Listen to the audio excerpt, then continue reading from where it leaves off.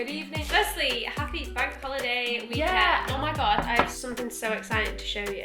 Okay. Of what I just had for dinner. Like, we had an early tea because we're going out for the cinema later, so we wanted space for cinema snacks. Yeah. Like later, so we did Chinese takeaway. So we did chunky chips, salt and pepper, onions and peppers and chili. Yeah, and we got the looks seasoning. Like a proper, you'd buy that straight out of the That's takeaway. those Plant Kitchen chicken. My favourite. They are honestly the best. If you're looking for a good chicken alternative. I was never that arsed about Sainsbury's alternatives. Plant, yeah. Oh my god. The Plant Kitchen, yeah, is the best little chicken bits I've had. And also, what did I do last night, Georgie? Had a drink. I had a drink. How many? One. I had one Pittance. Oh my god, but that's at the same time, it fine. was just a bit like, I've broken my New Year's resolution. No. I don't think this counts. It doesn't count unless you're drunk. hungover or that's why you don't want to drink. Yeah, exactly. Like, did you see the weather yesterday as well? It was nice. Pim's juice. So I felt like I was missing out on like a nice drink. Definitely. It's like passing on dessert. Who does that? No one. Summer has finally arrived. Right, so should we get into the episode? It's quite... What was that? It was like a bit of a cough and a sneeze and a hiccup all in one.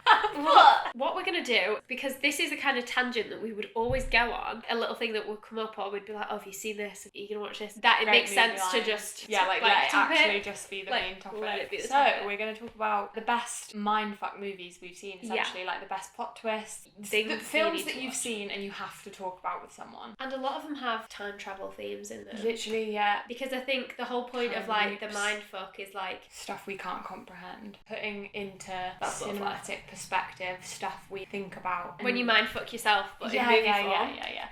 Well, I watched Predestination and I didn't think it had like affected me at all until afterwards because I couldn't stop thinking about it and like so deeply, and then I was literally like in a hole. I was like, everything is a loop, literally. Predestination's fucking weird. It's the weirdest.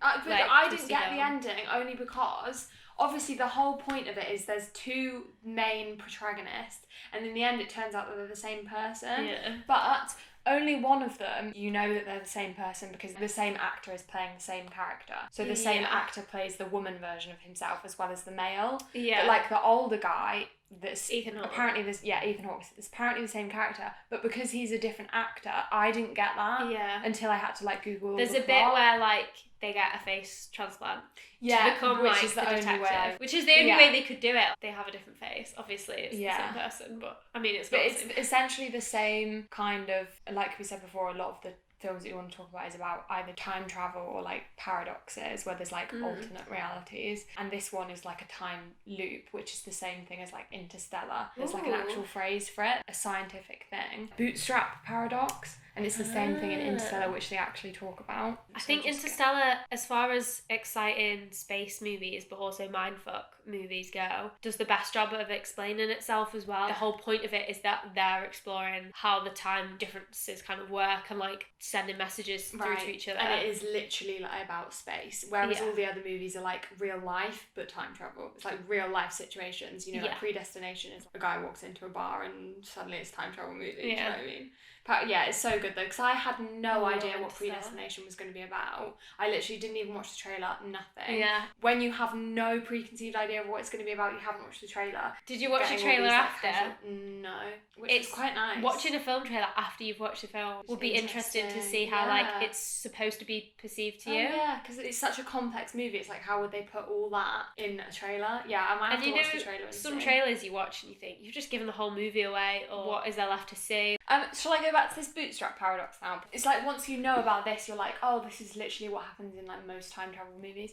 Okay, so bootstrap paradox is also called a causal loop, and a causal loop is a theoretical proposition in which by means of either retrocausality or time travel, a sequence of events is among the causes of another event, which is in turn among the causes of the first mentioned event.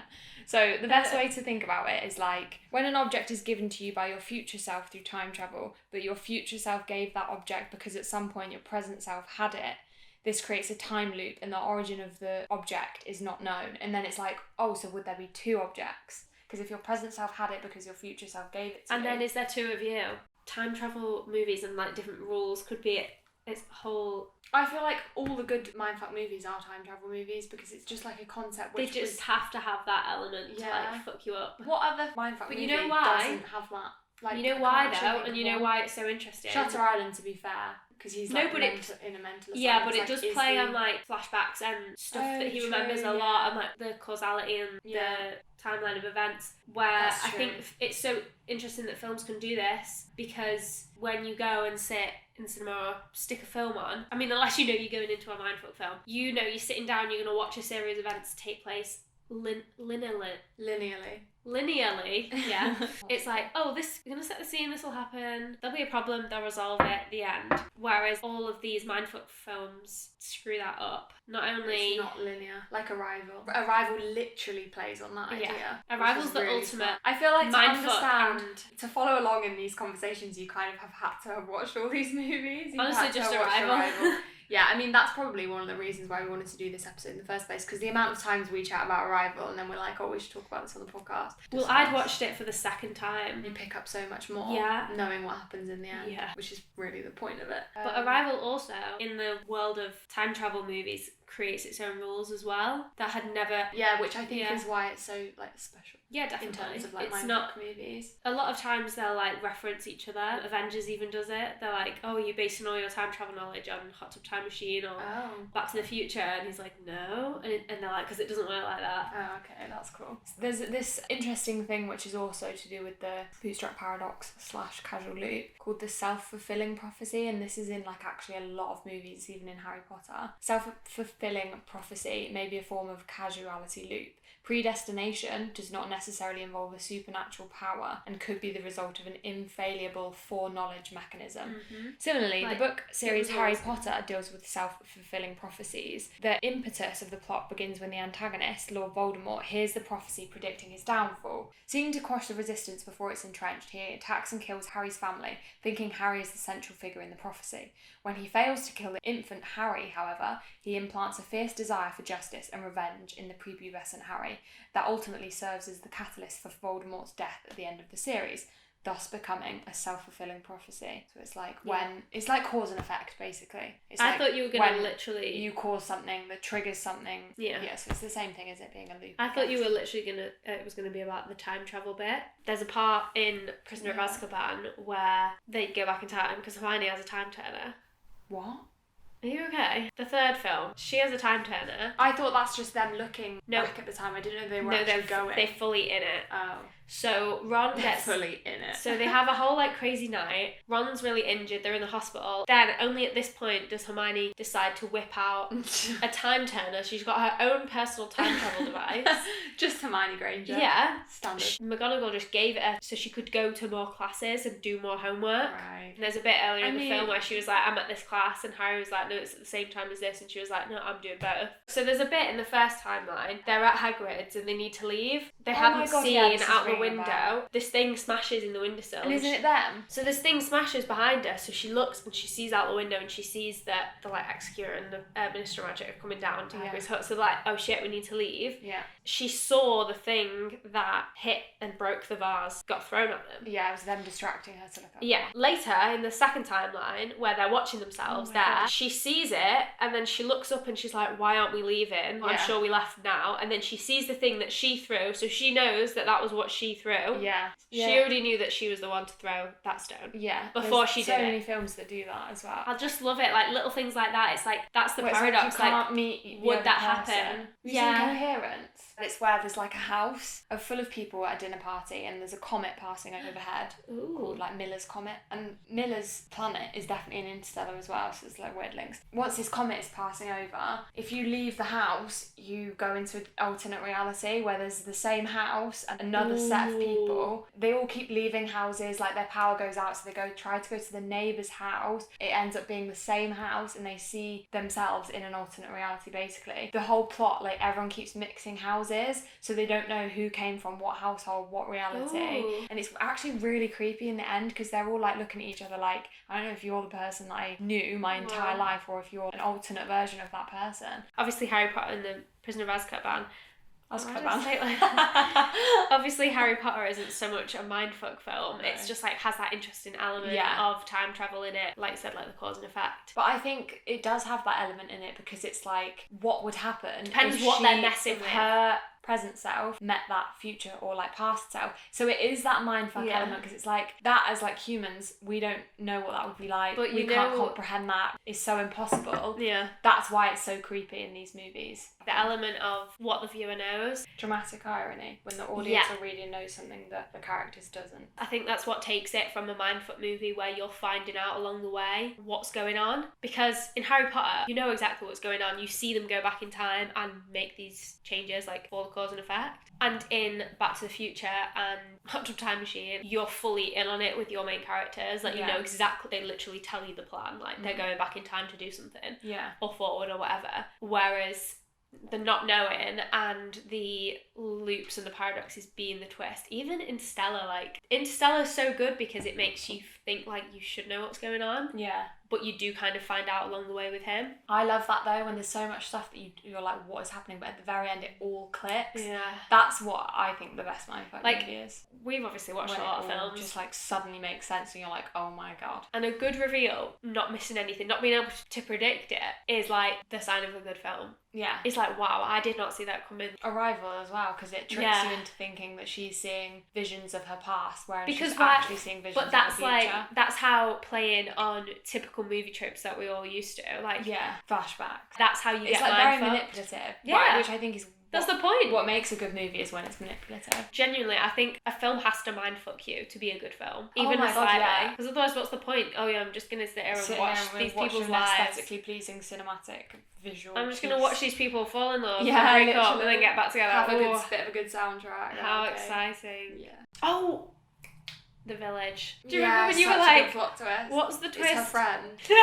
No, I thought that was the only twist because I forgot the end. No, it was so funny. You were like, what's the twist in The Village again? That it was her friend that she stabbed and was like, no, it was that it's present day. That it's present day, and like the elders like make up these monsters to keep them in. But I love that they literally the entire film, like a you think it's from like, oh, it's set in the olden days. Yeah. And then it's not until the end that you realise. It's very, very ambiguous the way they do it. So smart. So good. So Predestination, let's just quickly talk about this. Because it hurts my brain. What I was just saying about how it's not up until the very last minute that everything makes sense, falls into place. But this to the extent where it's literally the last line it's too late. Movie. You realise it the entire time. And it's quite a long film. These four characters have been the same person in this loop.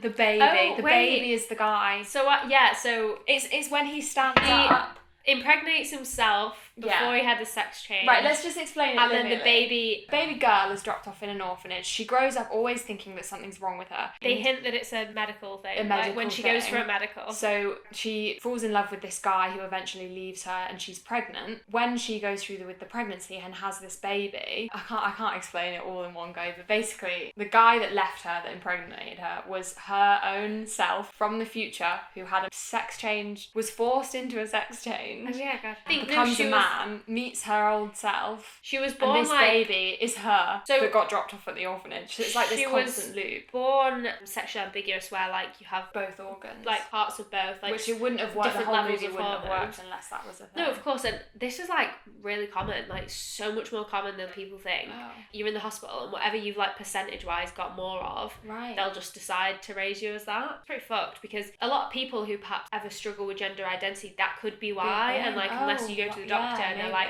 oh, actually it's because your hormone levels are different. Imagine like going through someone that is like that, wants to go through the sex change and then being like, oh, by the way, you were basically halfway there already. No, like, naturally. Honestly, it happens. Yeah, that probably does. But the whole point of they're playing on is that but I think that's one. So that's one plot part. But then the bit that fucks you over the most is like, oh, you realise that halfway through that it's the same character, but it's not until the very end that you realise the other protagonist is also the same character. Oh yeah, there's like a second. The last line. This older character, this older protagonist, stands up and you see his body has all this like top surgery scars. He's had all the surgery scars as well, and you're like, oh my God, he's the same person, just the older version of the guy that had the sex change. This is crazy. It's so crazy. I need to watch it again, honestly. Yeah. I forgot so much. It's like you literally can't explain it all in one go. It honestly is so good. Sorry, spoiler. I'm so glad that was the one that I chose to watch. Honestly, it's the biggest mindfuck. It's just perfect in that it has all the bits. It's done so well. It somehow doesn't miss any of that out.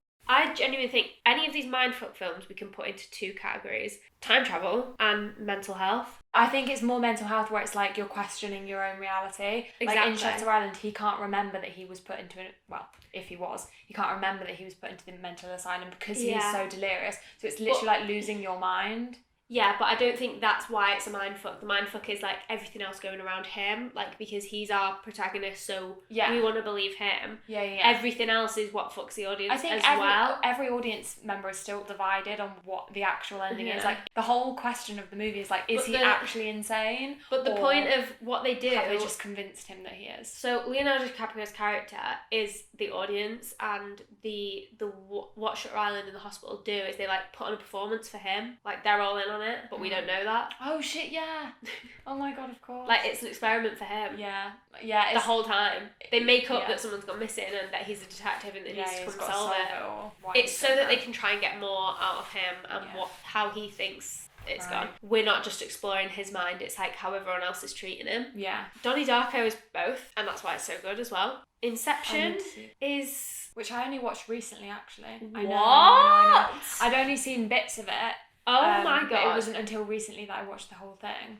But that's probably you can't really say that. I know, it's not really I suppose it's kind of... But I mean, like, these are just good narrative drivers of how to mindfuck you in a film, because that's literally, like, that's what mental illness is mindfucking you. So his wife gets lost in the reality of it and doesn't believe what's real and what's not, and she kills herself in real life thinking it was one of the fake realities. So that's what starts off the rest of Inception, like, he keeps going. There's, like, similarities you could draw from that with Shutter Island, you know, when his wife dies in the fire. Yeah, all Leonardo DiCaprio films are really similar. I swear I read something once that he basically plays the same character movie. in every film. It's the same movie, but the Shutter Island happened after. Ooh. So it's like he was put in the mental asylum because of what happened to his wife and he like can't handle it. No, there is a film theory that Leonardo DiCaprio is the same character. Yeah, and it all makes so much sense. Jack washed up with Great Gatsby, and that's how the Great Gatsby is Jack. Oh yeah, and the beach. He washed up in Thailand. Is Jack before he went back and got on the Titanic. Oh yeah. And then he washed up at the end of Titanic. Split is literally about dissociative identity disorder. Yeah, but I also think it is something else. It's like if you're damaged, experience trauma, you're superhuman because you've passed a threshold. Oh yeah. No, the point is that like he has DID. Yeah. But that one of them's a beast. Superhuman. Literally a beast. You know those Wired interviews where they have like an expert on like reviewing TV and film portrayals of their job, and they like debunk it and see how good it is. They had a psychologist watching that clip, and she said that was really, really accurate, like the way that his psychologist was speaking to him. It's funny to have like such realistic elements in one part of the film and then have like, it's tough to do that because you don't want to be given certain mental illnesses like the wrong impression. But isn't it so crazy that movie is so unbelievable in that he's got however many personality disorders, yet that's such a real thing. Yeah, it's really hard to get diagnosed. Just seems so... well. It's also part of a trilogy, and it's also really good. M. Night Shyamalan, isn't it? But don't remember Split having twists? Like you found out really early on. It was a sequel. It's the twist at the end that that's it turns out that it is a sequel of Unbreakable, which is so smart. Like I don't think that's ever happened before because it wasn't promoted as a sequel to any movie. So it wasn't until you watch it and get to the end that you realise it's a sequel to a movie. Have you seen the one with all three of them? Yeah. It's the new one, Unbreakable. Glass. No, so the one in the 90s with Samuel L. Jackson and Bruce Willis is Unbreakable. Yeah. Then Split, and then like 2 years later, it's Glass. like all three of them. Yeah, which is so clever. Right, It went a bit Marvel though. It went a bit Avengers. Too superhero-y. Yeah. I'm sure that M. Night Shyamalan has said all of his films exist within the same universe, which also still wouldn't make sense because Bruce Willis is in The Sixth Sense and these films, so he can't still be him if he's a ghost. Sixth Sense is really good as well. That's a twisty film. Love that. And that again, you don't see that coming. Mental health based because he's like his child psychologist. Some really of these classic twists that's been parodied so many times, like I See Dead People, and like that being the twist that the main character's dead the whole time. Like so it's iconic. Like it literally is referenced so much. I was just thinking, whilst we're just talking about dissociative identity disorder, it's so hard to say fast. Fight Club. It has really good pre-titles. The graphics in the pre-titles is like one of the best I've ever seen. It's David Fincher, isn't it? Like he just beautiful. Oh, the comedy in it is just spot on. So this is the thing, like even without the twist, it's still a great film, and you know that the whole time. Whereas in some mindfuck films, where if you know you're going in for a mindfuck, you want that element of surprise, otherwise it doesn't feel as good. Yeah. Which, again, like twist. these older films, like stuff from the 90s, you're not seeing spoilers blasted on social media. There's not people talking about That's it, true. like, or the trailer gives it all away. Do you know what I mean? Like, I think that's why they're so timeless. But exactly, but that, and that's also why they're so good, because you don't go into it expecting anything. That's true. You get to enjoy the film without waiting for twists. I wonder if, like we said about the trailer thing, if you watch the Fight Club, would it give any of that away? I don't think it would. No, I don't think it does, but I think if Fight Club really. came out in 2021, the trailer would have too much in it and probably give it away. Such a huge mindfuck. Like, disassociates so much that he believes this guy's his new friend. Yeah. I think why it's unnerving to the audience is that you love this character, and then when he turns out he's not real, you're like, oh. No, he is. They're both as real as each other. They're just in the same body. Yeah, I know, but like you see because he this, doesn't remember relationship between these two characters. I think it's very accurate as well to dissociative identity disorder, that like you block other things out when people don't remember certain things. That's a really big sign of it. Sometimes there's parts of your life that you might not remember at all because it was a different part of your personality. That's so weird. I think it just, like anything, and especially now in mental health as well, it just wasn't as talked about as much. It still existed. It wasn't like stigmatised at all. I don't think it would be okay now to do something like that. With all in the last few years as well, like so much more mental health awareness, I think there'd be more problems stigmatising it. I think you can make a movie about anything these days as long as you do it in a sensitive way. And surely, if anything, it's representative of it. Well, depending on how accurate it is, yeah. But people like with depression could not like a film about depression, and someone else could be like, that's really accurate to my experience. So yeah, you're right, it's completely down to people's experiences. Isn't Perks of Being a Wallflower such a good film? No, I've never seen it. Georgie, but you know what? You need to see this film. Check this out. A TikTok that I saw about mental health films where there's like a kooky girl who's obviously not well, and a guy who's like depressed. He falls in love. No, I know, but there's so many films like this because he falls in love with her because she's so cool and quirky, and it's like, no, she's mentally ill. That's every mental health film. Yeah, and then he's 13 Reasons Why. He's okay because he's fallen in love. Like, he gets over his depression because he's fallen in love, and then ultimately she comes to like some terrible demise. But like, they're both like dealing with it. How funny! But like, there's loads and loads of films like that. Oh my god, 13 Reasons Why is literally a rip off of Perks, because I've just realised there's the three of them. That's Perks of Being a Wallflower. The one gay guy who's like hiding it because the guy that he's seeing is a jock. Then there's the guy that's like depressed and has this like weird past, and then there's the girl who's like the quirky one who's also got the mental health disorder. Oh my god, it's terrible. Anyway, watch it because it is really good. Oh, also Us and Get Out. Us is on my list. Yeah, I mean, they do go into mental health as well, but more like society-wide ones, which is kind of new. Oh god, yeah. Do you know what, that was the last film I've seen. But this is what Jordan Peele is doing, and why these two, like just these two, and what he's doing now, he's creating his own incredible genre of like social commentary, like with a lot of. It's very Black Mirror, isn't it? Yeah, the literally. Guys, I'm sure the guy's in Black Mirror. But he's making the racism in America very obvious as well. You know who Jordan Peele's married to? Chelsea Peretti from Brooklyn Nine-Nine. Oh no, I know who she is. Jordan Peele. Oh, I thought you said John Paul. Did I say that? I think so. Jordan Peele.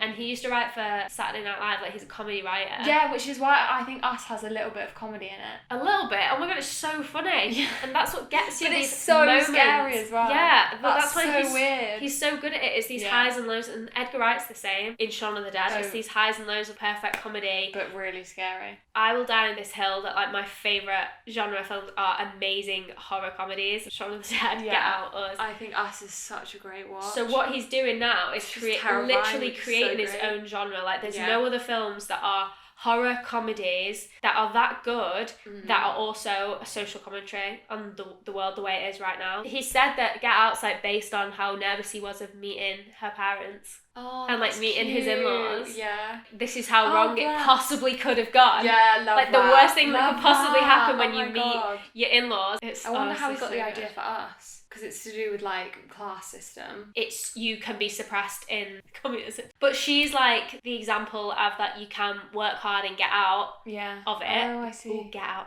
But that, like, when they have the clips of them and they're just, like, kind of moving along and they're just, like, going along with it, like, that's being stuck. You don't have, like, social mobility. Like, you can't escape the class that you're born into, especially in America. You are going to be trapped in some kind of system. Yeah, it's some huge uprising that she starts. Good. It's so creepy. Like, there's so many really creepy elements in it. Like, all the underground stuff with all the rabbits. It reminds me a bit of Watership Down, which was, like, the worst movie just because it's rabbits. Yeah, but, like, there's something about rabbits and, like, the underground burrows thing that was in Us that was so Watership Down, and that fucked me up so much when I was younger. That's supposed to be, like, test rabbits, and they're breeding like rabbits as well. Like, Escape Room, I think, was so good, but it wasn't a mindfuck. Oh my god, it was. No, it wasn't. I just think it's obvious. so... No, it's not. The whole point is that all these people that are now put in this escape room have all had near-death experiences where they were the only person that survived, and then it's gonna see who's the ultimate survivor, essentially. It's like Saw, but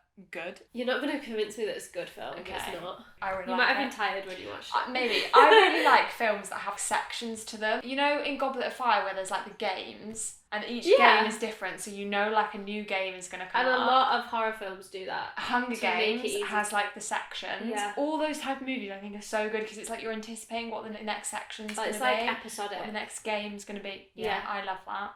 Okay, should we tackle the big one? Arrival. So, circling back in a non-linear fashion to Arrival. I think Arrival is going to be top of my list, and it's top of any film list I have. I'm like, what's your favourite film? Liking Arrival. What's your favourite film? But also Arrival.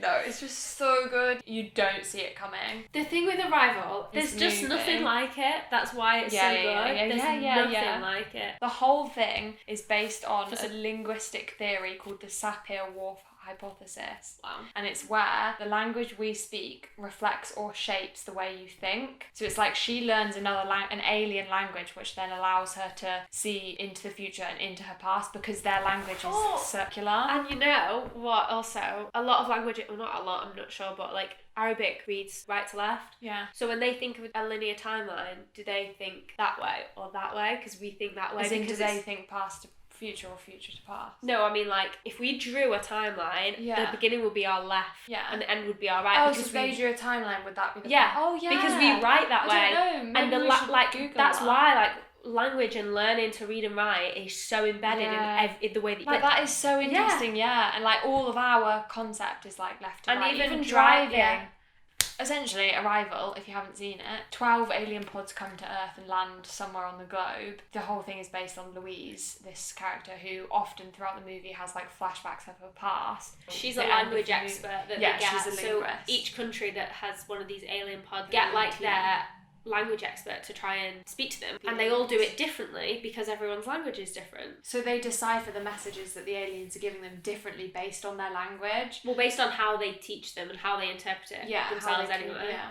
Because they manage to use, she like does it quite simply by like teaching them. It's a very deep dive into linguistics, isn't it? Because when she's trying to decipher the language, she uses a lot of what linguistics is all about, verbs and nouns. But it just blows your mind that you learn that before you realise what you're learning when you're so young. That's all embedded into our language. So the whole concept of their language is that it's delivered as it's a circle instead of a line. It's like a sentence. So like as soon as you see the whole of it, you understand what it means without having to read from left to right. It's almost like if you saw an image of something happening, you'd understand what was going on in that picture without having a written description of what was going on. And it's so much more obvious now when you look back at it. It's more like imagery than words. Yeah, they're giving you the whole picture literally rather than a description. Exactly.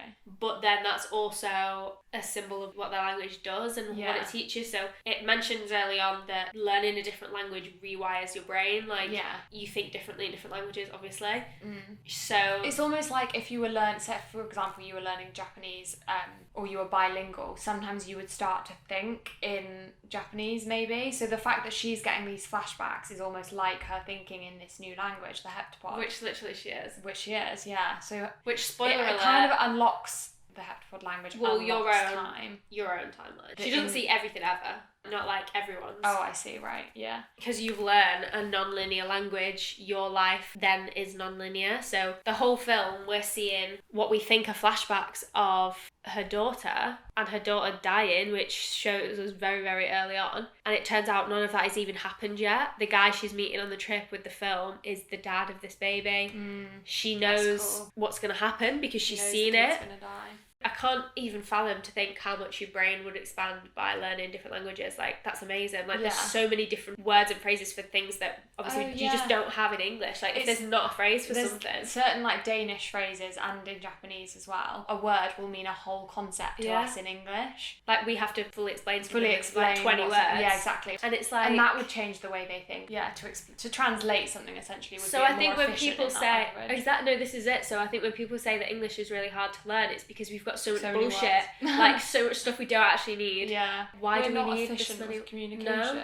We're so inefficient in other forms of communication that all we have are words. Like, it's such a Western concept to have, like, talk shows and podcasts and audiobooks and books and TV and shows and documentaries. Words and words and words. Let me explain everything to you with my words. Like, we're doing it right now. This is so meta. Like, as well as in Western society, you can literally get a degree in communication. Yeah, so, like, maybe that's part of our Sapir-Whorf hypothesis, in that that's the way the Westerner thinks because of our language. Oh yeah, no, definitely. There's so much ignorance in it as well that the English person rarely knows a which second is language. It's terrible. Not ever need to learn another one. There's so many layers. Why send 12 ships, each with a separate piece of the message? The whole concept is that aliens separate the 12 pods because they were also trying to help society come together. Yeah. Our countries and regions are fighting so that the Earth has to work together to decipher this message that they have for them. But so without having spies or, like, coming down and seeing, how would aliens ever know that there's so much conflict on Earth? We've advanced so much that everyone knows about everyone's different opinions now, and it causes so many more problems. It's maybe like, that's why we get. Do you know how, like, UFOs, happy? Because they're coming to check if we're all alright. Like, we're not. There's so much conflict going on. That's why maybe they always go to the air bases where there's all the nuclear power. That's where all the UFO sightings are.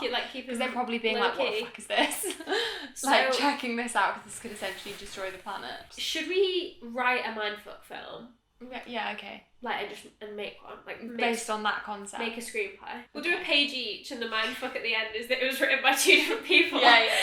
Yeah, that's what... Okay, this is what I was going to say. You have to be a genius to write a film like Arrival or Predestination. Even M. Night Shyamalan doesn't come up with these ideas on his own. Okay, whoever wrote them, if multiple people, they are fucking smart. I think it would take a team. I think Predestination is probably the smartest one I've ever seen. Yeah, to work out all the nooks and... Exactly. You can just imagine them having, like, a boardroom with whiteboards on it, like, with, like, how the timelines and the loops. Yeah. Like, just the coming up with the first concept. Just the technicality of it, like how it actually all makes sense. Because it seems so obvious as a concept, the whole Sapir-Whorf hypothesis, that you can reword that and change it to then it meaning time travel, that you can see into the future, you can see into the past. That's so smart. Yeah. There's, like, obviously so many things that our tiny minds can't comprehend. So I think films being a big precursor and a big nod to stuff that is going to happen in the next few years. Horror does it a lot. Like, a subgenre of horror will be really predicting, like, something that's going to happen. So if you think about all the, like, end of the world, pandemic, zombie apocalypse, apocalypse movies. Yeah. There's been, like, in the last 10 years, so many. It was all building up to this.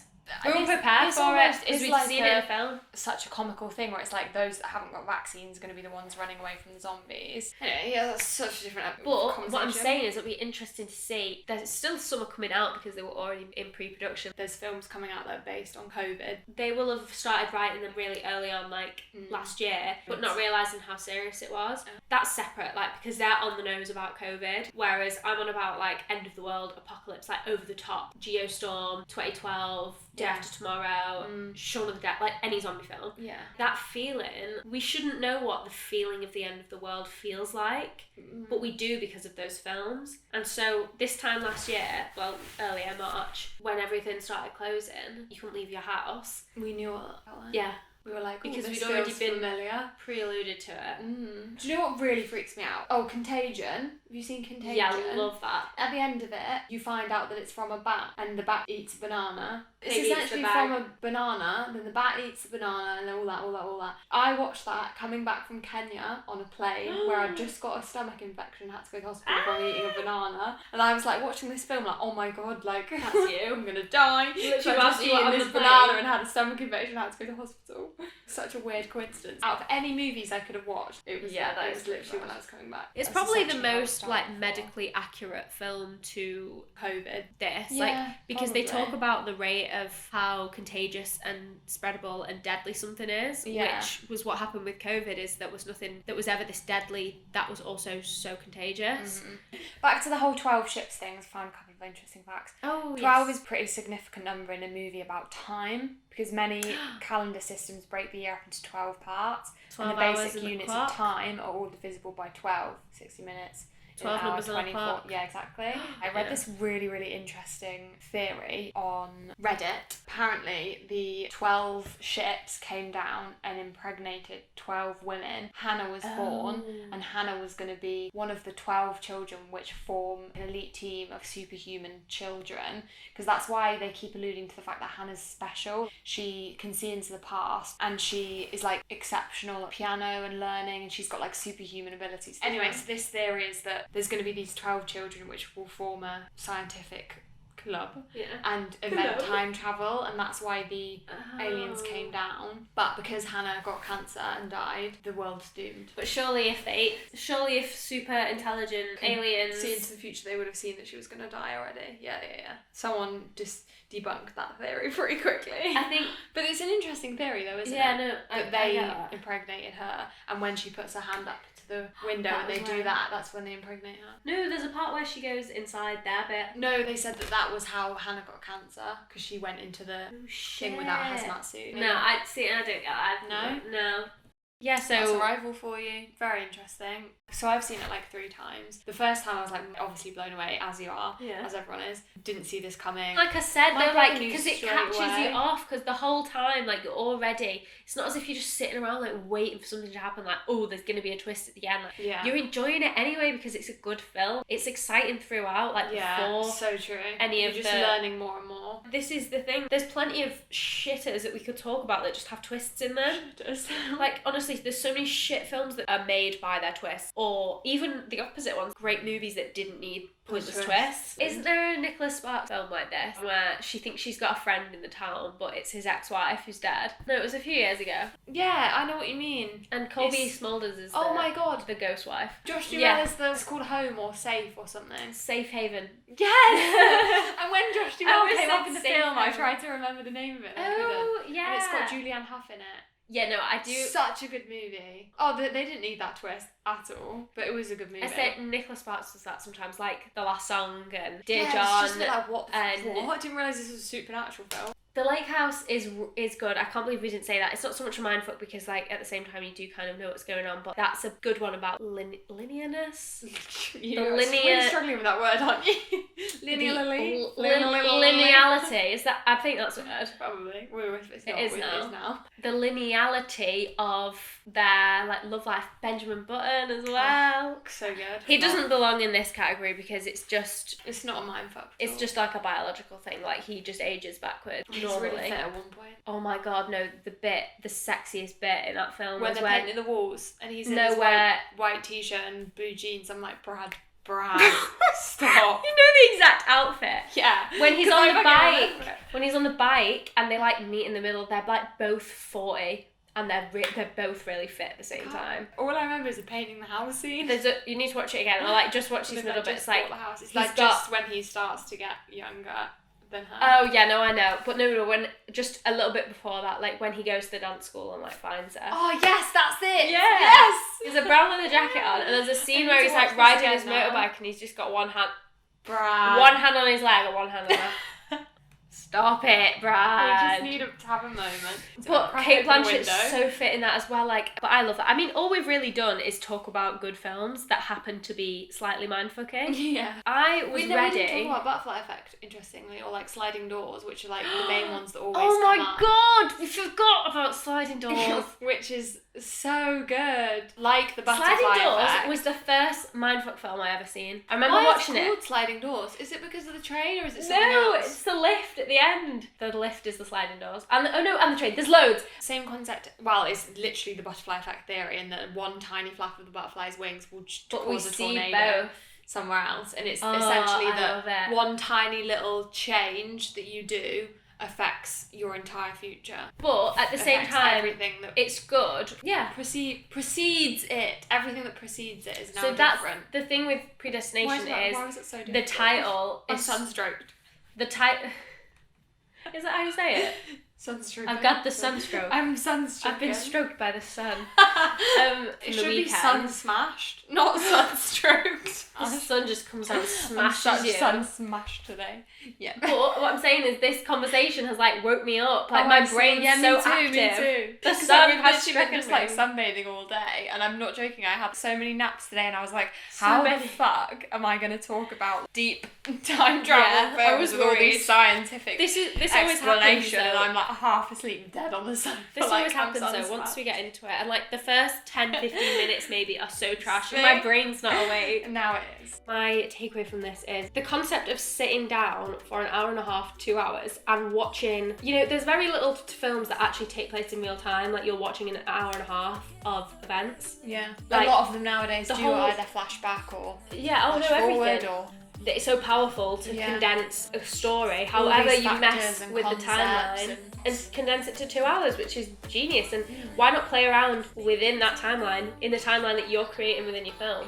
or like with different type of dreams and dreams and dreams and dreams. Oh, wow. follow us on Instagram once we get it reactivated at the Female Shit Show. Yeah, please pray for the safe return of the Female Shit Show meme page. It's currently been taken away from us. We'll get it back. Goodbye. Bye. Thank you for Thank listening. you. Goodbye. Go and watch a mindfuck film. Bye. Go and fuck your mind. Bye.